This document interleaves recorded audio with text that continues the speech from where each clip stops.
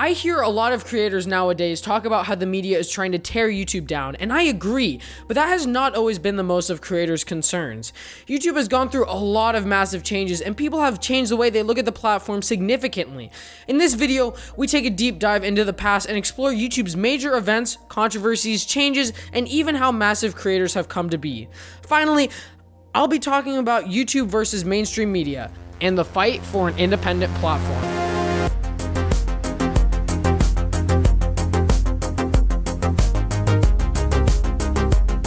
YouTube was founded by Jawed Karim, Steve Shen, and Chad Hurley in 2005. Meet Me at the Zoo was the first video published on YouTube, and it was uploaded on April 24th, 2005. Google soon acquired YouTube in 2006 for $1.6 billion US.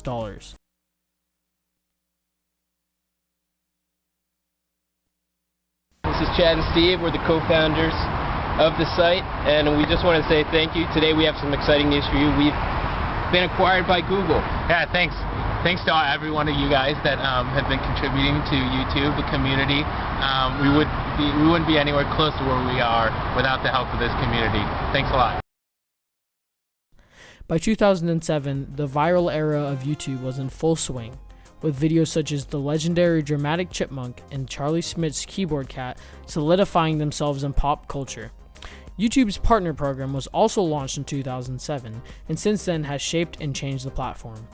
By 2009, YouTube had launched their skippable ad service, providing YouTubers with a source of revenue. Soon after, the first generation of YouTube stars emerged. Unlike the spontaneity of previous viral videos, these creators would edit their videos and follow upload schedules, setting a standard that is still mirrored today by most top YouTubers. This marked the birth of the YouTuber.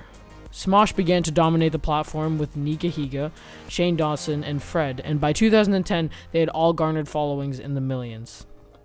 Some of the YouTubers that I've just mentioned are still as large as an influence on the platform as they were back in 2010, such as Shane Dawson's series, in which he delves into the lives of controversial internet personalities.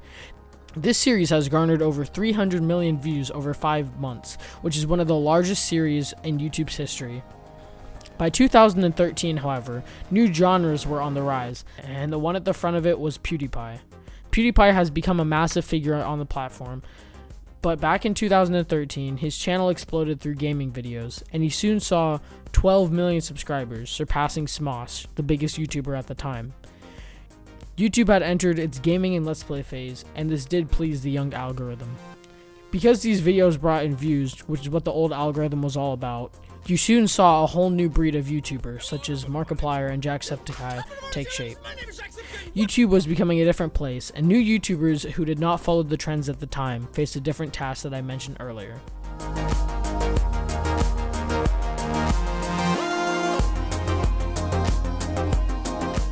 The algorithm has and will shape the very fabric of what is and isn't acceptable on YouTube, or what will be recommended or suggested. YouTube needs to make money, and so the algorithm is an unfortunate necessity. Luckily, it has gotten much better than it was previously. Before the current algorithm, YouTube favored videos that brought in views, regardless of watch time. However, after 2016, there was a shift in the website in order to bring in more advertisers. This new algorithm now directly supported channels who brought in revenue with longer watch times, regardless of the views. Before 2016, it was not unusual to see videos less than 10 minutes. However, after 2016, YouTube began actively punishing channels who did not meet this 10-minute threshold. Channels that did not post daily or even weekly videos, such as animators, were met with fewer ads. Many channels that produced more refined videos were driven off the website because they simply could not compare with channels that posted 1 or even 2 times a day, such as gaming or vlog videos. Gotta have people watching your video for as long as possible. You get more promotion, which means more views, better ads, which means more money. But what about videos that are planned out, that are well written, that have effort into it, like sketches and animation and anything but my content? What about those people? Are you telling me those people's videos aren't worth our time? I think it's the opposite. Those people's videos are worth our time because they respect our time.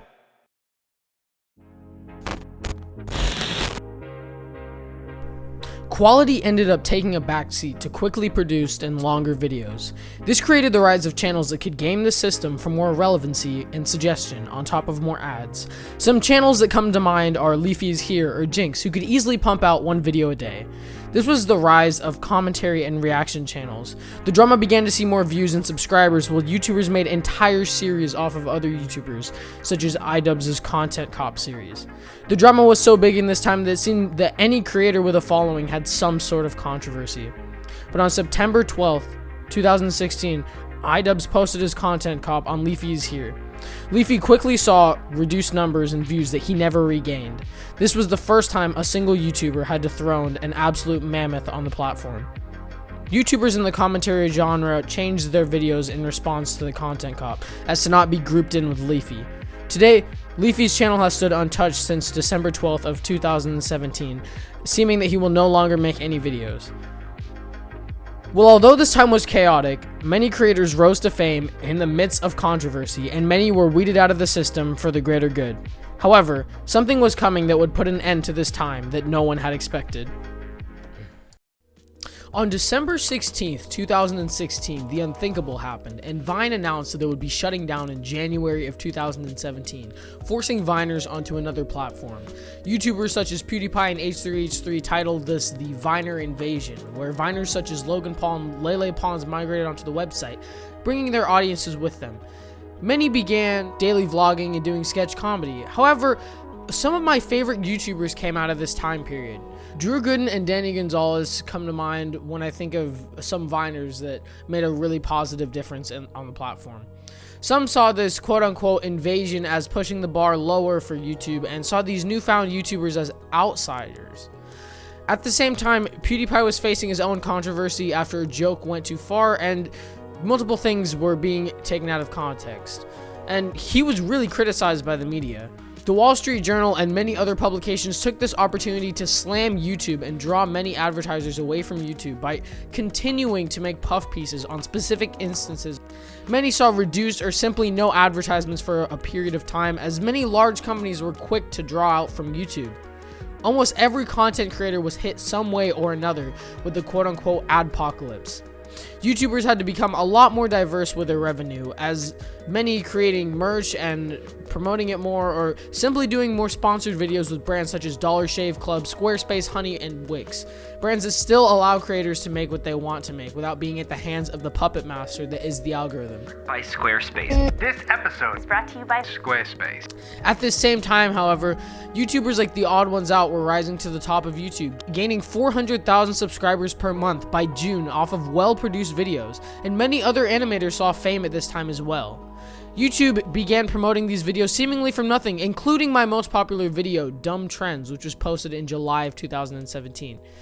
This period of time I call the animator explosion, as many animators such as The Amazing, Ginger Pale, The Odd Ones Out, Jaden Animations, and even Domix benefited from the promotion. But although animators were gaining lots of exposure, many were being hit with demonetization on video after video. However, by late 2017, YouTube had begun to stabilize, with YouTubers beginning to rely on AdSense again. The community is and will forever be altered by the adpocalypse, and it shows that in order for people to solely make a living on YouTube, they have to look outside of YouTube's monetization options. In 2018, YouTube strayed further from its core than it ever has, and they were in a really strange place. In January, one of the largest controversies ever happened with former YouTube golden boy, Logan Paul. I don't think that I really need to go into detail with this, but I will link a video down below that goes over the Logan Paul situation. As big as an event as this was, it seemed to not have as large of a media impact, as ads were already pretty low. But in order to keep advertisers, YouTube has to appeal to mainstream media, which has been one of the biggest challenges for the platform. Don't get me wrong, YouTube is one of the best social media platforms for its creators, as it really takes care of its creators. However, YouTube is stuck in lingo between pleasing advertisers and pleasing YouTubers. It truly seems like YouTube doesn't really know where to go, and I personally think that they've lost touch with their community. YouTube feels more corporate and typically favors child-friendly creators, which is kind of a necessity, with few exceptions. They refuse to acknowledge some of the largest and most influential creators on the platform, but the media really gives them no choice. Surprisingly, I have a lot of sympathy for YouTube because they can't really do much to please either party. And it's truly unfortunate to see big media really controlling what was supposed to be an independent platform. YouTube is also facing legal issues with abusers of DMCA copyright claims, where multiple companies have struck down hundreds of videos unfairly, claiming creators have used copyrighted music, which is often not true. These claimants, such as the infamous UMG, go to great lengths to take away money from creators, and in some instances have even taken money away from creators' own content, such as the Fat Rat's own music. So to wrap this up, it's possible to anonymously claim other people's videos on YouTube, and the one who claims also gets to decide if his own claim is correct. And YouTube says they don't mediate, they don't get involved. This has really affected some YouTubers, because attempting to resolve these claims can result in strikes to one's YouTube account or even termination. But in my opinion, YouTube has some serious revisiting to do on the copyright claiming end and needs to completely rework the way that claims are filed. However, many of the problems of last year and years prior have been fixed, and I think the site is trying to improve. Last year, YouTube strayed further from its core, but I also think YouTube ironically has become the best form of free press.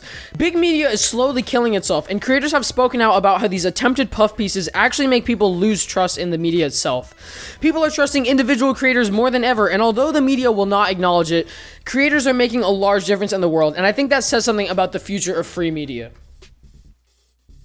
Now, although most of this seems like it could lead to YouTube's impending doom, big media is scared of YouTube. Big media is so scared of YouTube, they will do anything to get rid of it, and people can see through their petty lies.